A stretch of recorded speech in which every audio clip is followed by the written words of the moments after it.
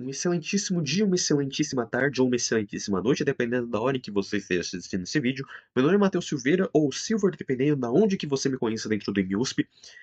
E a ideia desse vídeo de hoje é fazer um relatório, um resumo de tudo que nós fizemos na disciplina de Math 214, que é Atividade Curricular em Cultura e Extensão, oferecida no primeiro semestre de 2026, sob a orientação do André Fujita. Dessa disciplina, nosso objetivo foi majoritariamente fazer uma preparação do guia ou material que serviria como base para uma atividade futura que o USP Code Lab vai realizar agora nesse segundo semestre. Então, caso você tenha interesse em treinar mais para entrevistas técnicas ou pegar um pouquinho mais sobre como é que essas entrevistas são feitas dentro do contexto de Big Techs e queira se preparar para eventualmente o seu futuro terceiro ano, que você provavelmente vai começar a buscar mais sobre estágios e emprego no geral, recomendo que você dê uma olhada no USP Code Lab e eventualmente procure a gente caso precise de mais orientação. Mas antes de a gente começar a falar sobre o que foi feito, queria falar um pouquinho da motivação, do porquê que a gente está fazendo isso, por que a gente dedicou 100 horas para fazer um material, preparar um guia, para justamente ser utilizado agora nesse segundo semestre de 2026 pelo USP Code Lab. O que a gente acabou observando, praticamente eu observei bastante,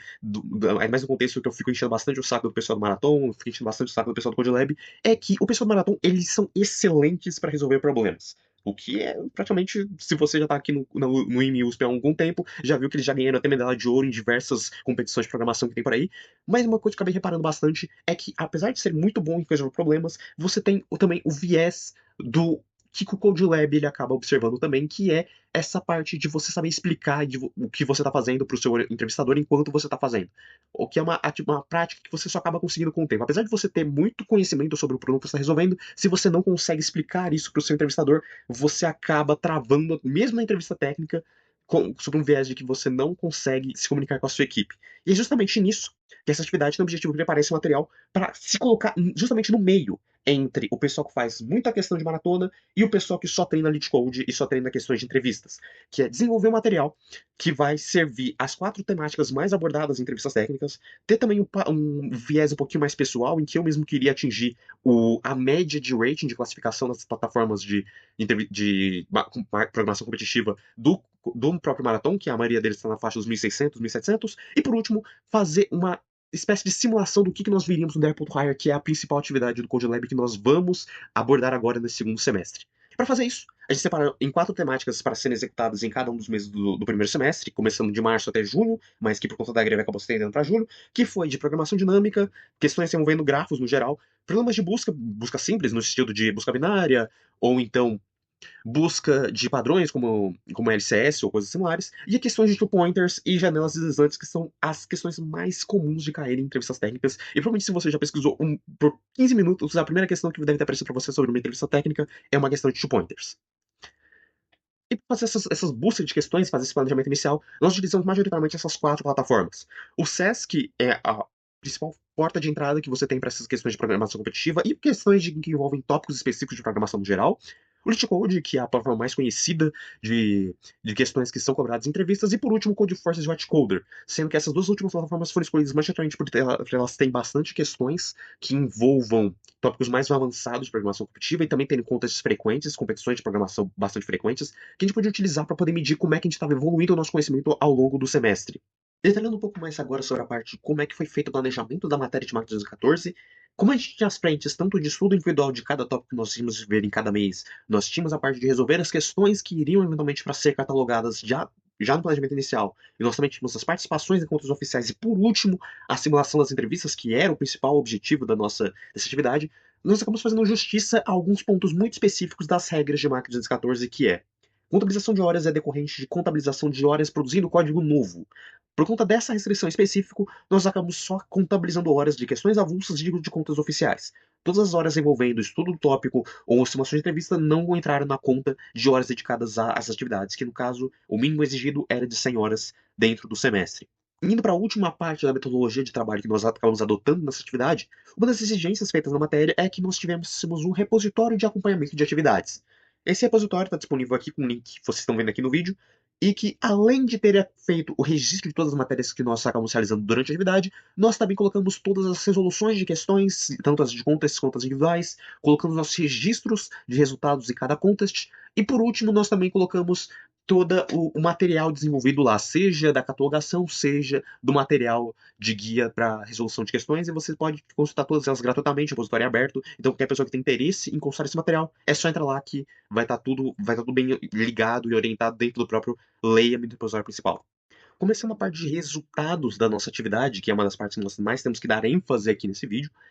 é na parte de horas dedicadas. Como vocês podem ver aqui nesse grafo de distribuição de horas, o que aconteceu foi que em março a gente teve pouquíssimas horas dedicadas à atividade, quando na verdade nós tínhamos pedido 14, ou seja, nós ficamos com 10 horas de atraso no mês de março. O que até que era esperado, porque nós esperávamos começar a disciplina um pouquinho mais lento, para dar tempo de eventualmente lançar a primeira versão do plano, e depois tivemos que lançar uma segunda versão, e por conta disso a gente acabou atrasando um pouquinho esse início da atividade. Indo agora para o resultado principal, o resultado que mais interessar para a gente dentro do CodeLab, para realizar o Dev.Hire no próximo semestre, é a catalogação de questões. Dentro do grupo de 55 questões que nós havíamos predito, vocês podem estar vendo que aqui na parte de busca eficiente nós tivemos apenas 14 questões catalogadas, ao invés do padrão que estava sendo 10 ou 15. E o que aconteceu aqui, que a gente acabou mencionando anteriormente, era que a parte de busca eficiente e de two pointers teve uma questão repetida. E que como a gente acabou resolvendo por two pointers, a gente removeu essa duplicata de busca eficiente e colocou dentro de two pointers só para fazer justiça às horas dedicadas a cada questão. E no lugar para distribuição de questões, isso também foi uma coisa que nós acabamos planejando lá atrás também, que é ter bastante questões concentradas no nível médio. Justamente porque são essas questões que são as que mais caem nas entrevistas. E as questões de nível difícil, elas acabaram ficando só para a gente poder ter uma noção do quanto que nós tínhamos consolidado cada um daqueles tópicos que nós estávamos estudando, justamente para poder fazer uma comparação junto com a classificação das plataformas de programação competitiva, do quanto nós havíamos evoluído ao longo do semestre. E aqui, indo agora para as questões resolvidas em contest, nós acabamos observando que nós resolvemos muito mais questão de contest do que questão avulsa. E justamente porque essas questões de contest, elas não acabaram tendo o mesmo nível de detalhamento das questões avulsas, que envolviam, além de resolver a questão, explicar detalhe por detalhe, ter um código mais limpo possível para você poder entender o conceito. E aqui nós resolvemos 87 questões comparados com as 54, perdão, questões avulsas. E o que nós mais podemos observar aqui que é o mais interessante? O tópico de programação dinâmica é o tópico que mais teve questões comuns entre as três plataformas nos contests. O que era esperado, até porque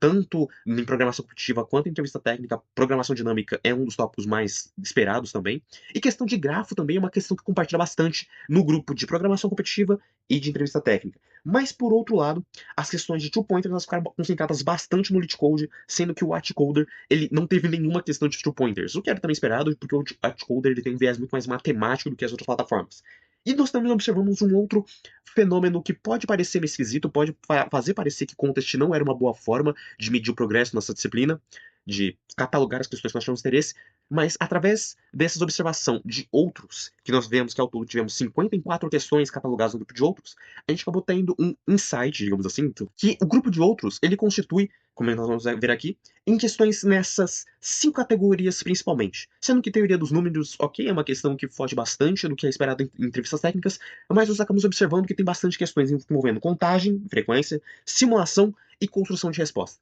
Questões de construção de resposta são aquelas em que a própria questão vai te dando o algoritmo que você tem que implementar. E quando você soma todas elas, elas dão mais ou menos 2/3 do grupo de outros. E qual que é a pegadinha ou a sacada que nós não havíamos percebido até mesmo no Dev.Hire que aconteceu no ano passado e que nós estamos percebendo agora? Que nas entrevistas técnicas, essas questões do grupo de outros, esses 2/3 do grupo de outros, são questões que servem como aquecimento e que são questões que são mostradas pelo candidato, até mesmo para ele se adaptando, se aclimatizando à entrevista, e também para o entrevistador poder ter uma noção de como é que o candidato pensa numa questão muito mais simples, em que ele só pode acompanhar o raciocínio do candidato. Indo agora para as metas de classificação, nós conseguimos atingir elas dentro do Codeforce e do LeetCode, e como falei lá atrás, tem uma história engraçada do Atcoder. Ao todo nós fizemos 7 contests dentro do Atcoder, mas desses 7 contests apenas 3 foram valendo. Porque, diferentemente das outras plataformas, quando você vai fazer um contest no Atcoder, você precisa se registrar para fazer o contest e depois confirmar o seu registro. Como eu não sabia que tinha que confirmar, eu acabei fazendo 4 contests da toa, sem obter classificação nenhuma. Consequentemente, o Atcoder a gente não atingiu a meta, mas nas outras duas a gente conseguiu atingir muito facilmente. Indo para o último aspecto que nós tínhamos que abordar, que é na parte de grupo de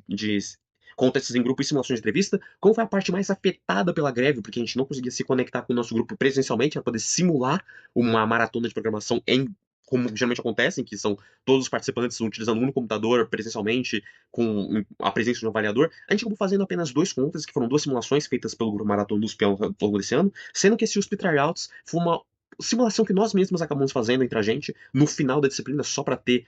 uma noção de como é que a gente tinha evoluído. E todas essas simulações de entrevista e contextos em grupo foram feitos comigo, com outro aluno da disciplina chamado Otávio, e um outro aluno que acabou saindo da disciplina ao longo do caminho, que é chamado João Victor Fernandes. Mas, mesmo ele não sair, ele optou por deixar a gente fazer esse contexto de grupo só para praticar para as entrevistas, e esses foram os nossos resultados. A principal observação que a gente tem para fazer, que é de nosso interesse do Dev.hire, é que, e que corrobora com o objetivo dessa atividade, é que, primeiro, que escrever código explicando é uma tarefa que é um pouquinho complicadinha de se fazer, até mesmo normalmente sem pressão. E a nossa ideia com o Dev.hire é pegar e diminuir um pouquinho esse nervosismo que acontece, que a gente acaba confirmando que dá para resolver esse nervosismo quanto mais você pratica. Então, você praticando em um ambiente que você não está sendo cobrado, você não está sendo vigiado por um seu possível empregador, é uma coisa que facilita bastante até mesmo para a gente praticar para essas entrevistas, até mesmo considerando alguns outros casos de outros alunos do grupo. Por exemplo, que outros dois desses alunos eles acabaram conseguindo vagas, passando por essas entrevistas e os relatos que cada um deu foi que foi bastante produtivo você ter praticado antes em um ambiente mais tranquilo. E agora, para finalizar tudo, próximo passo é implementar tudo isso que nós observamos ao longo desse semestre no Dev.hire. Então, se você tem interesse em participar desse projeto, voltar da preparação para entrevistas técnicas, perder um pouco do nervosismo em resolver problemas de programação enquanto você está explicando, enquanto você está na frente de outros alunos, ou possivelmente seu chefe ali na hora, o Dev.hire é provavelmente o evento que você está procurando e que, caso você tenha interesse, é só procurar qualquer membro do Code Lab ou até eu mesmo, durante o próximo semestre, o segundo semestre de 2026, ou adiante, com outros alunos. É só procurar algumas dessas pessoas que nós vamos poder estar te orientando melhor. Muito obrigado por ter assistido esse vídeo até aqui e, eventualmente, nos vemos lá no Dev.hire. Até mais!